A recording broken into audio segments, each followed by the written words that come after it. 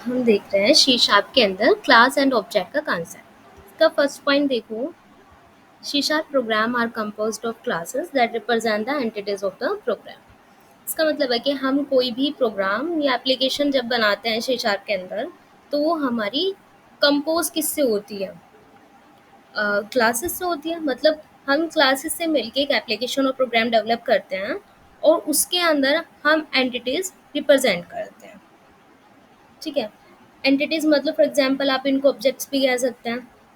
अगर आप programming language में कहो तो ऑब्जेक्ट होगा, रियल वर्ल्ड में अगर आप कहो तो एंटिटीज होगा, क्योंकि क्लास एंड ऑब्जेक्ट का जो कंसेप्ट है ना, वो हम यहाँ पे रियल वर्ड से ले रहे हैं। ठीक है, बिकॉज एवरीथिंग इज ऑब्जेक्ट। आप टेबल की बात करो, लैपटॉप की बात करो, यहाँ तक कि ह्यूमन बींग्स की बात करो, तो ये सारे क्या है? ऑब्जेक्ट है। फॉर एग्जाम्पल सबसे पहले ये समझो कि क्लास की ज़रूरत हमें पड़ती क्यों है। ठीक है, तो मैंने क्लास बनाई। ठीक है, अब आप इस तरह से देखो कि मैं एक स्टूडेंट्स को रिप्रेजेंट करती हूँ यहाँ पे। मतलब मैं चाह रही हूँ कि मैं एक स्कूल के लिए एप्लीकेशन बनाऊँ जिसके अंदर मैं स्टूडेंट को रिप्रेजेंट करूँ। अब एक स्टूडेंट को अगर मैं रिप्रेजेंट कर रही हूँ तो स्टूडेंट की कौन कौन सी प्रॉपर्टीज़ होंगी? ठीक है, एग्जाम्पल उसका रोल नंबर हो सकता है, उसका नेम हो सकता है, नेम को हम यहाँ पे स्ट्रिंग में लेंगे, उसकी एज हो सकती है एंड उसकी क्लास हो सकती है। ठीक है, क्लास यहाँ पे एक कीवर्ड है तो इसलिए हम स्टैंडर्ड।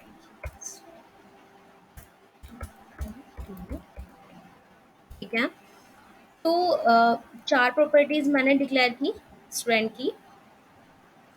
अब ये हर स्टूडेंट के लिए होती है। ठीक है, ये तो बताइए। अब आप इस बात पे गौर करो कि फॉर एग्जांपल अगर मेरे स्कूल में, ठीक है, मेरे स्कूल में 4000 स्टूडेंट हैं, मतलब हर स्टूडेंट के पास ये प्रॉपर्टी तो जाएंगी। ठीक है, मुझे क्या करना पड़ेगा? हर स्टूडेंट के लिए हर बार ये चारों प्रॉपर्टीज को डिक्लेयर करना पड़ेगा। मतलब एक स्टूडेंट अगर मैंने डिक्लेयर किया, उसके बाद उसके लिए मैंने ये चारों प्रॉपर्टीज डिक्लेयर करी, दूसरे के लिए भी यही प्रॉपर्टीज चाहिए होंगी। अगर मैं क्लासेस के कंसेप्ट से हट के काम करूँगी तो हमारी जो कोडिंग है वो काफ़ी लेंदी हो जाएगी। मेरा मतलब है कि अगर मैं यहाँ पे क्लास का यूज़ ना करूँ तो जो हमारी कोडिंग होगी ना वो काफ़ी लेंदी हो जाएगी। ठीक है, इसलिए हम क्लासेस का कंसेप्ट यहाँ पे यूज़ करेंगे। ठीक है, मैंने एक क्लास बनाई और उसके अंदर मैंने ये चारों प्रॉपर्टीज़ क्या कर दी? डिक्लेयर कर दी। ठीक है, अब उस क्लास में से जो भी ऑब्जेक्ट निकलेगा क्या होगा? एक ऑब्जेक्ट ही होगा। ठीक है, और वो जितने भी ऑब्जेक्ट बनेंगे उन सब के पास वो ऑटोमेटिकली ये चार वेरिएबल चले जाएंगे। तो इसलिए हम यहाँ पे क्लास का यूज़ करते हैं। ठीक है, वो इसलिए क्योंकि क्योंकि ये चारों प्रॉपर्टीज भी तो स्टूडेंट की है ना, इसलिए। ओके, क्योंकि उसके थ्रू हमारे पास जो क्लासेस एंड ऑब्जेक्ट्स हम इनको कहते हैं। ठीक है, जो हमारे पास क्लासेस एंड ऑब्जेक्ट्स हैं हम इनको कहते हैं। ठीक है, स्टूडेंट्स को एंड देन उसकी प्रॉपर्टीज। ओके, अगर हम करें कि डेटा टाइप, ठीक है, हमारे पास ना दो टाइप के डेटा टाइप होते हैं। ठीक है, सी शार्प के अंदर फर्स्ट होता है वैल्यू टाइप एंड सेकंड होता है रेफरेंस टाइप। ठीक है, वैल्यू टाइप में आपके पास इंट, फ्लोट, इनम, कैरेक्टर वगैरह ये सब आते हैं। और रेफरेंस डेटा टाइप के अंदर क्या क्या आते हैं? क्लास एंड ऑब्जेक्ट, ये दोनों रेफरेंस डेटा टाइप के अंदर आ जाते हैं। ठीक है, अब हमारा सेकंड पॉइंट देखो, सेकंड पॉइंट कहता है कि व्हेन द प्रोग्राम रन। ठीक है, जब हमारा प्रोग्राम चलता है, ठीक है, object are created for the classes. मतलब हमें उन क्लास के ऑब्जेक्ट बनाने पड़ते हैं। ठीक है, हमें क्लास के ऑब्जेक्ट बनाने पड़ते हैं ताकि उस क्लास के अंदर जितनी भी प्रॉपर्टीज हैं, मेथड्स हैं, ठीक है, लाइक ये हमारी क्या है? प्रॉपर्टीज हैं। उस उस क्लास के अंदर जितने भी मेथड्स हैं या प्रॉपर्टीज हैं, वो क्या है? वो क्या हो जाए? ऑब्जेक्ट के पास आ जाए। ठीक है, अब ऑब्जेक्ट क्या होता है? ठीक है, बताते हैं। नेक्स्ट पॉइंट देखिए, एन ऑब्जेक्ट इज टेंजिबल। जो ऑब्जेक्ट है वो टेंजिबल है। टेंजिबल मीन्स ठोस, लाइक कार। अगर हम कार की बात करें तो ये फिजिकली ठोस होती है।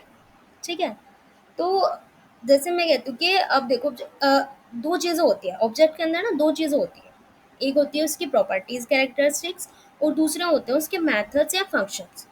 फॉर एग्जांपल कैरेक्टरिस्टिक्स की बात करें तो जो हम ना यहाँ पे कार का एग्जांपल लेते हैं, ठीक है। अब कार, उसका कलर क्या है, उसकी माइलेज कितनी है, ये सारी चीज़ें किस में आ जाती हैं, प्रॉपर्टीज में आ जाती है, ठीक है। और फिर सेम इसी तरह क्या है उसकी मेथड्स, कार के बिहेवियर के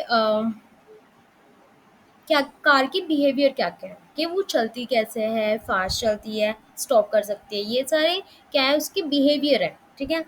और यहाँ पे जो कैरेक्टरिस्टिक्स की बात करें तो उसे आप वेरिएबल के तौर पे ले सकते हैं, ठीक है। और बिहेवियर, उसे आप मेथड ले सकते हो प्रोग्रामिंग लैंग्वेज का, ठीक है। मतलब the concepts of object in the real world can also be extend to the programming world, ठीक है। मतलब हम अपनी प्रोग्रामिंग में जो कंसेप्ट लेके आते हैं ना, वो सारी हम रियल वर्ल्ड से ही लेते हैं, ठीक है। For example students, for example student, ठीक है। और अभी बताया था मैंने कि स्टूडेंट हम ले कहाँ से रहे हैं, ठीक है। हम स्टूडेंट ले कहाँ से रहे हैं, रियल वर्ल्ड से ले रहे हैं ना। और स्टूडेंट एक एंटिटी है, एक क्लास है, ठीक है, ऑब्जेक्ट है, ठीक है।